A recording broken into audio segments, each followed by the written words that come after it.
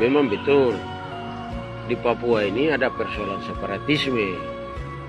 Tetapi negara juga harus tahu bahwa orang Papua ini orang yang dinamis, mudah untuk membangun hidup dalam perbedaan.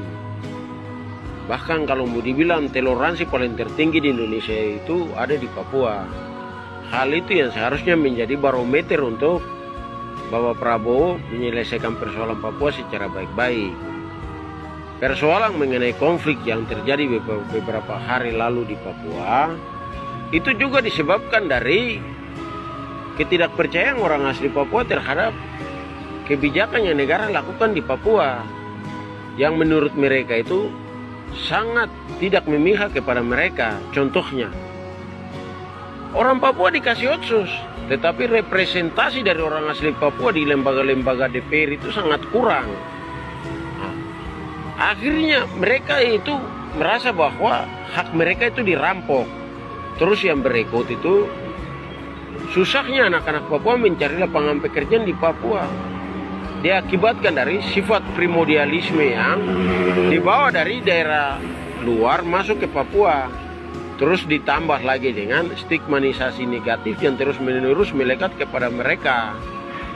Nah, terus yang berikut itu, anak-anak Papua ini tidak punya ruang yang cukup yang negara kasih untuk mereka membangun masa depan mereka di dalam NKRI. Akhirnya mereka frustasi, stres, terus berontak kepada institusi negara.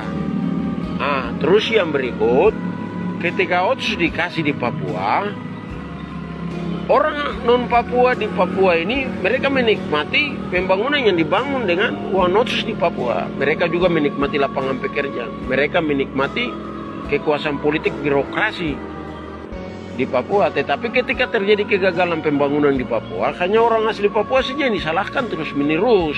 Sebaliknya mereka tidak. Itu yang buat orang Papua itu semakin sakit hati. Nah, jadi di sini saya minta untuk Bapak Prabowo harus yang pertama itu lakukan perubahan yang masif di Papua. Kebijakan pertama itu Bapak Prabowo harus restrukturisasi kebijakan pembangunan di Papua. Kebijakan pembangunan yang harus bertumpu kepada orang asli Papua. Karena persoalan yang terjadi di Papua itu antara orang asli Papua dengan institusi negara. Terus yang berikut itu, Bapak Prabowo harus lakukan ujian nasionalisme di Papua. Ujian nasionalisme yang saya maksud itu, jangan orang asli Papua saja yang mendapatkan ujian nasionalisme terus menerus, tetapi orang non-Papua juga. Sejauh mana mereka ini membangun NKRI di Papua. Terus apakah mereka ini sudah menjadi contoh